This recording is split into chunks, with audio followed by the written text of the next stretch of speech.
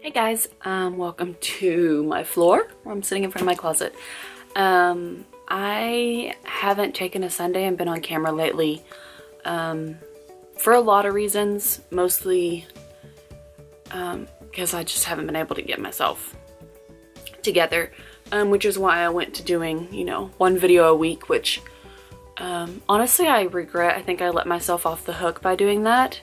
And so I'm gonna try to be back here with you guys twice a week. But I've been in like a pretty good space depression wise, but a pretty not so good space like normal life wise. And so I don't know why I feel like I can't put that stuff on camera, but I'm going to work on that. And so I'm just gonna kind of talk to y'all for a minute today, and then I'm gonna do some important questions that I feel like we all can use asking ourselves, kind of look inward and get through some ugly spots. So mainly what I've been struggling with lately is my body image issues. I've struggled with an eating disorder since I was 15. I have triggers that I know of and I'm aware of that will send me into issues of not eating for days at a time or even weeks at a time, depending on the severity and how hard it is for me to get out of them. One of those is if I'm driving and I feel like if it's a bumpy road and I can feel my skin move, it puts this permanent something right here, and in order to eat, it's nauseating. I almost, if I can't eat, it's like a smoothie or something, and it's really hard to get past that. Numbers on a scale do it somewhat, but it's more so if I put on a pair of jeans that I know I like, and even if I'm just bloated that day, but I feel like the tightness or my skin looks unflattering above them, it's a huge trigger for me. This right here, this double chin that I have, it's genetic, and sometimes it's not that bad, but even at this angle while I'm filming today, I can see it. It's a huge trigger for me. I really don't like it. But since I had Klaus, my skin is just not what it was. It will never be what it was. And I didn't appreciate what it was when it was really nice. I'm doing a lot right now to try to get it to the best that I can. I'm exfoliating, I'm doing oil, I'm getting back working out, I'm looking into doing a chemical peel. And then possibly into like heat therapy to try and help the skin heal back. But I'm almost keeping my stomach to where I can't see it anymore, which is crazy because I'm getting into like, I'm really enjoying like crop tops and like feeling better about my body while also really hating my body at the same time. Right now I don't like how heavy my arms look, and for people who don't have issues with their body, they don't understand and they almost get angry, especially at skinny people who have such issues with their body. Maybe it's across the board. I only know as a fat skinny person. But it affects nearly every minute of my life. Whenever it's activated, and that's really hard. It's not something that I want on my boat, so I'm working on that. But I think that's attributing a lot to why I'm having like outside of grief issues. That, and my birthday is in just a few weeks, and I'll be 28. And I don't want to be 28. I don't want to be 30. I am struggling so hard with I understand that it's not the end of my life. Like the 30s, you know, your 30s are supposed to be your best years. But I didn't appreciate my 20s, and I went through hell in my 20s. And I would give anything, not anything, nearly anything to be, you know, 20 or 21 again, and to do it over and to just conquer the world, to be confident. I mean, of course you want to have the knowledge that you have now whenever you go back, and that's not realistic. But after everything I went through and having Klaus, my confidence level is so drastically different than it ever was. I lived a crazy life, but I was scared of my own shadow. I was a wallflower that just hung out with wild people. I was never, ever myself when I was younger because I was always scared of what other people thought. I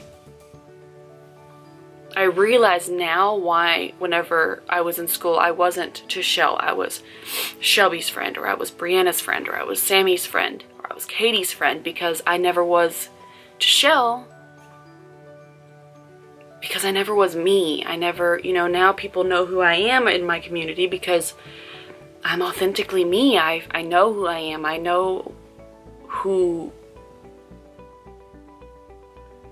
I am and why I act the way I do and how I feel about things. And I understand now that nobody cares, like, if you mess up.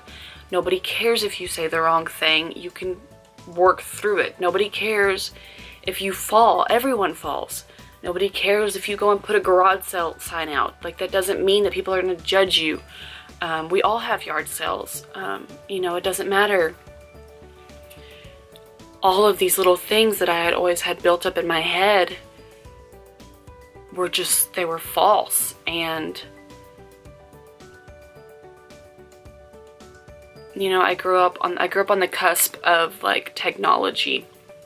I grew up with, like, dial-up internet, and our selfies in a phone was like a flip phone where you had to just guess and, hope that your picture was, you know, good enough to keep. And kind of in the MySpace-ness, but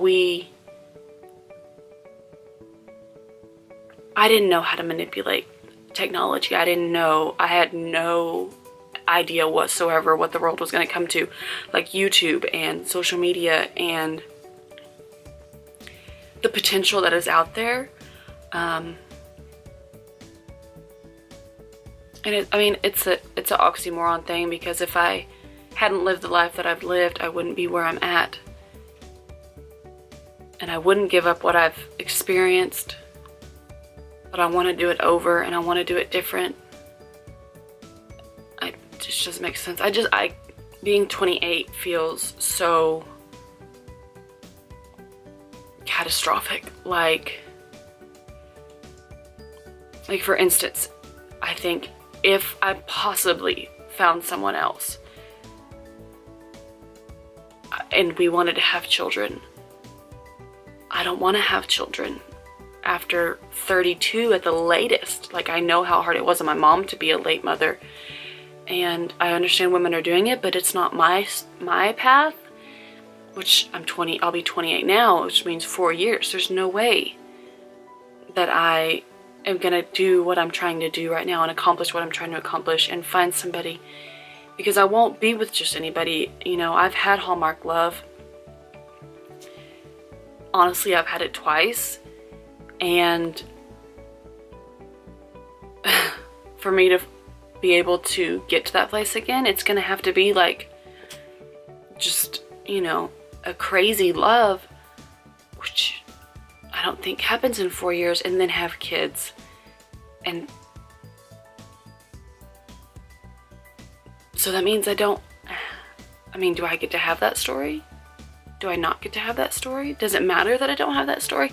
I feel really lost. I'm like having a kind of a midlife crisis right now. Y'all know I've recently been obsessed with Jerica, and I think it's because I'm living vicariously through not only their relationship, but their life. And it's not really the money and stuff, which is nice, but like I always thought that I would live kind of in that kind of community. William and I lived next door to our best friends for years, and it was incredible. When I was younger, I always thought that I would never get married. I would just live with like my best guy friends, and I would get up and cook, and like their girlfriends would be there, and it would just be like this community type thing. And so I see this Team 10 thing, and it's like what I've always dreamed of. And it's not in my cards.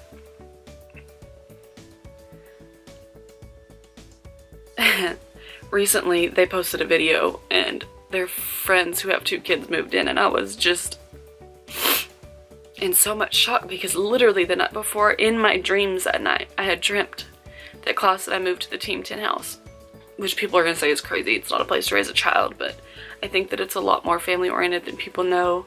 I mean, it's like living with all of your aunts and uncles. Like, that'd be incredible.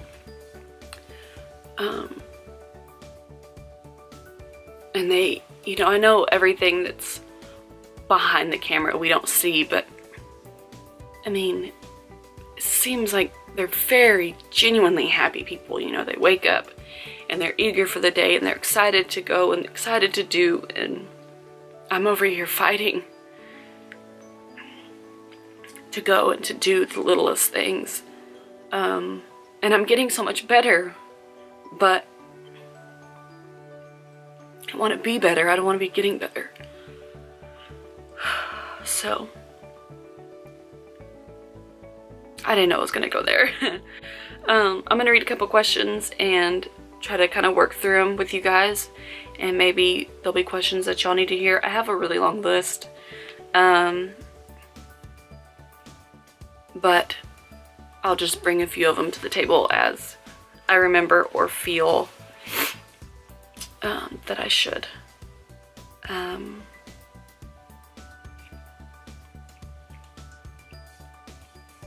Let's see.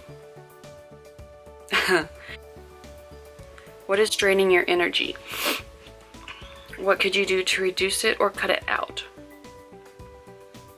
Right now, I think I'm draining my energy. I'm taking 21 hours of school. I'm trying to open and run a business. I'm trying to raise a about to be 3-year-old. I am trying to be a good friend. I'm trying to be a good family member. Trying to keep a house functioning and running and the bills paid. I'm working on writing a book. I'm working on creating an app. I'm working on all of these things, trying to be on the ground, be running, be an entrepreneur, be my own, driving force, and then trying to not hate my own body. And I think it's just, it's just me. I need to kind of recalibrate and reassess what I'm doing, but I don't think that I can do that really until I'm done with school. As soon as I graduate, I want to sit down and reorganize how I'm living and what I'm doing and the rate that I'm doing it. And so I'm trying to just like stay in the fact that that's 6 weeks away, and I can survive for another 6 weeks. And then we'll recalibrate and move on from there.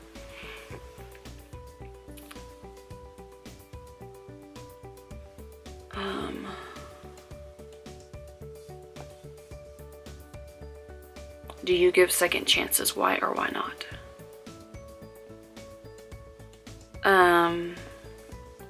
I do.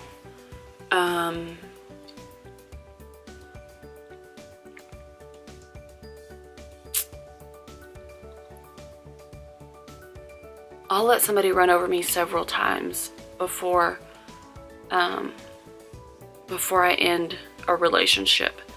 Oftentimes I'll just back away from a relationship and not end it, because I think we're all growing and changing, and it may be on my end that things are going poorly, it may be on their end that things are going poorly, but if I can back up and kind of reassess the situation, maybe we can grow back together. But as I've gotten older,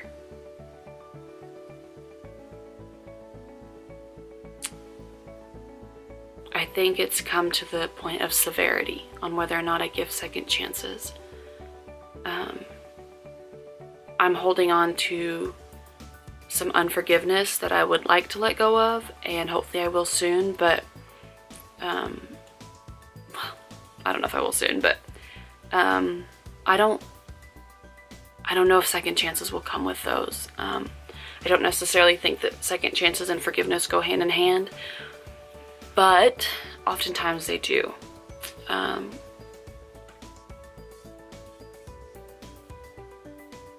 I don't know. I'm currently kind of in limbo with a lot of relationships right now, on whether or not they are, you know, good for my future, and my present. But those aren't necessarily, I guess, second chances. It's just growing up. I think that's a hard question. I don't think that it's across the board in any direction. It's kind of situation based.